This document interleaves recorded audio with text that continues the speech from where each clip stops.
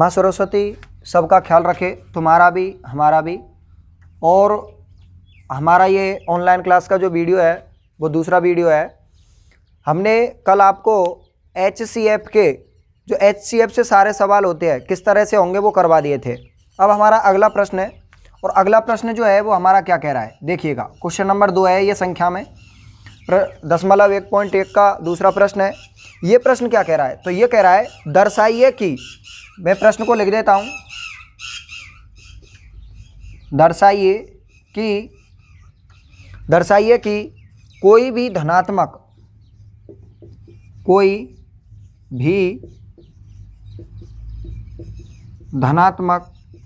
पूर्णांक विषम धनात्मक, देखिएगा प्रश्न में विषम रह गया है, विषम धनात्मक पूर्णांक 6q +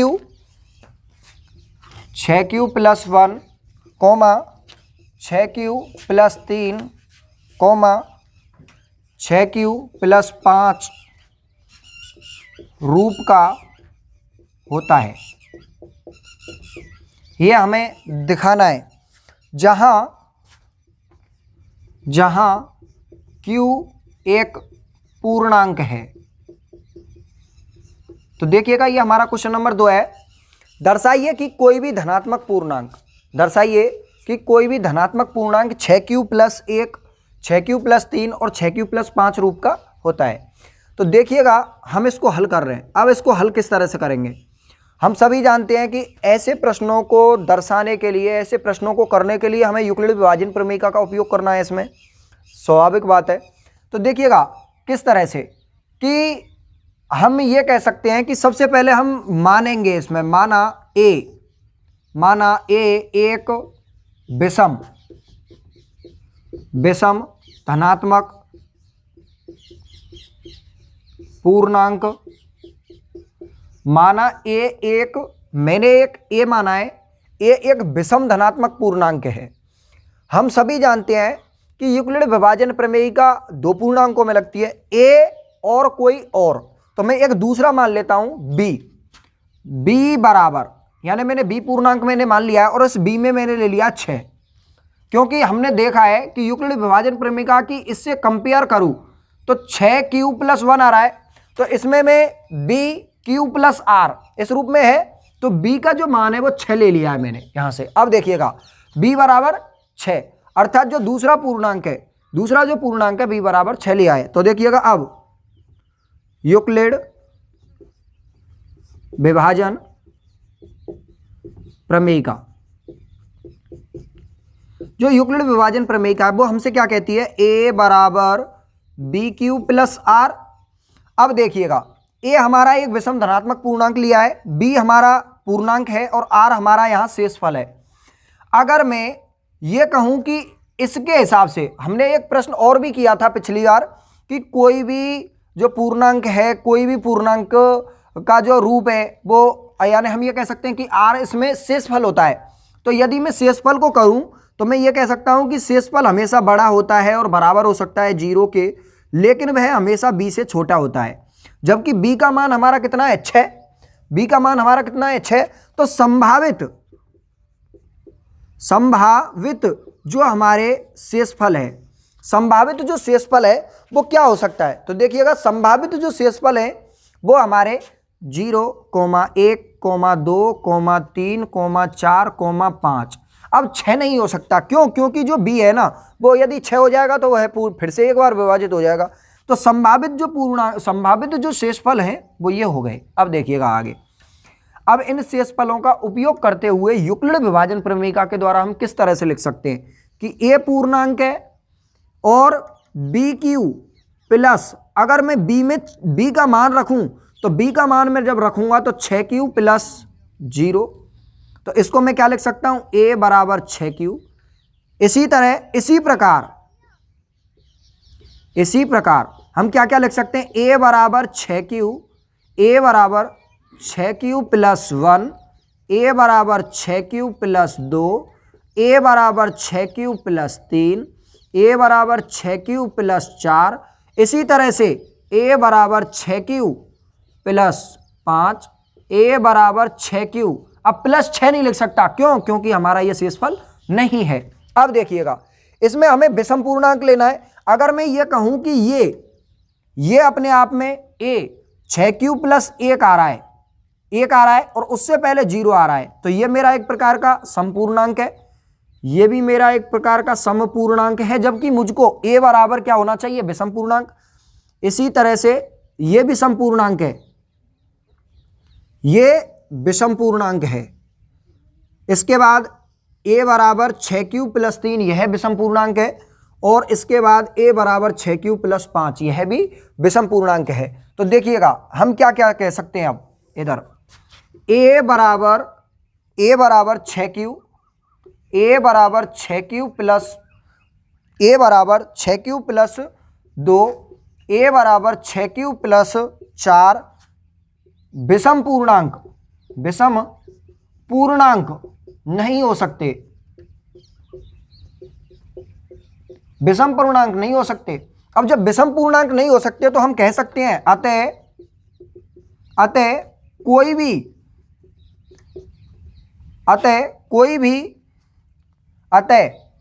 विषम पूर्णांक जो है, देखिएगा अब हम कौन कौन से शेष जो बचे हैं, शेष कौन से बचे हैं? a बराबर 6q प्लस 1,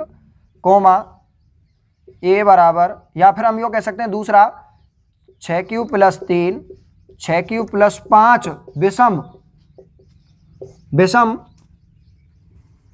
विषम धनात्मक पूर्णांक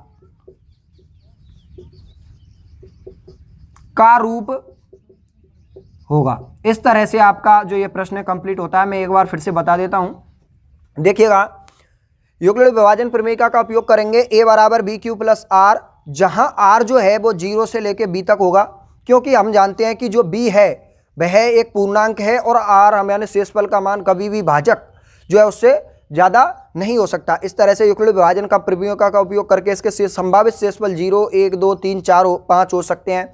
इनके हिसाब से जब हमने शेषफलों को रखा है तो 6q यह हमारा संपूर्णांक है, यह हमारा विषम है, यह हमारा विषम है, यह हमारा विषम है, और विषम पूर्णांकों को हमने अलग से छांट के लिख लिया है। और साथ में a बराबर 6q, a बराबर 6q प्लस 2, a बराबर 6q प्लस 4 है, ये हमारे विषम पूर्णांक नहीं हो सकते। इस तरह से अब देखिएगा दूसरा प्रश्न, अपना अगला प्रश्न ये उतारिए, रोको। तो देखिएगा ये हमारा क्वेश्चन नंबर तीसरा है। दूसरा जो प्रश्न है उसको मैंने करा दिया है। किसी परेड में 616 सदस्यों वाली सेना की टुकड़ी को 32 सदस्यों वाले एक आर्मी बैंड के पीछे मार्च करना है। यानी ये टुकड़ी है, इसमें जो 32 सदस्य हैं, 32 सदस्यों की एक आर्मी जो बैंड है उसके पीछे मार्च करना है। दोनों समूहों को समान संख्याओं वाले स्तंभों में मार्च करना है। उन स्तंभों की अधिकतम संख्या क्या होगी?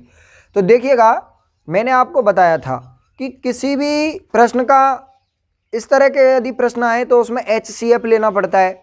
HCF का मतलब हाईएस्ट कॉमन जो फैक्टर है वो निकालना पड़ता है, और उसी से इन जो स्तंभ हैं, इन स्तंभों की अधिकतम संख्या जो 32 समूह के जो हमारे सेना की टुकड़ियां होंगी वो 32 से कितने स्तंभ, कितनी पंक्तियों का निर्माण करेंगी। तो देखिएगा हल किस तरह से करेंगे। हल सबसे पहले देखिएगा, हमारे लिए युक्लिड विभाजन प्रमेयिका के द्वारा हम HCF ज्ञात कर रहे हैं, हाईएस्ट कॉमन फैक्टर ज्ञात कर रहे हैं, और उस हाईएस्ट कॉमन फैक्टर द्वारा ही स्तंभों की संख्या निकलेगी। अब देखिएगा आप आगे किस तरह से। मुझे एक बात बताइए कि इसमें स्तंभों की संख्या निकालनी है।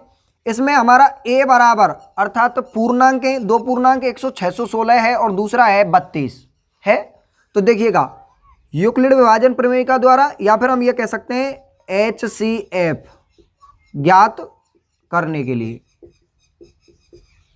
और हम HCF ज्ञात करने के लिए युक्लिड विभाजन प्रमेयिका का उपयोग करेंगे। a बराबर BQ प्लस R, और a बराबर हमारा 616 हो गया, और b जो हमारा है b बराबर 32 हो गया। अब देखिएगा a 616 बराबर 32 इंटू प्लस, अब देखिएगा 32 इंटू, अब हमें 32 से इसमें कुछ गुना करना है, युक्लिड विभाजक q का मान निकालना है, अर्थात जो हमारा भागफल है उसका निकालना है। तो हम किस तरह से करेंगे?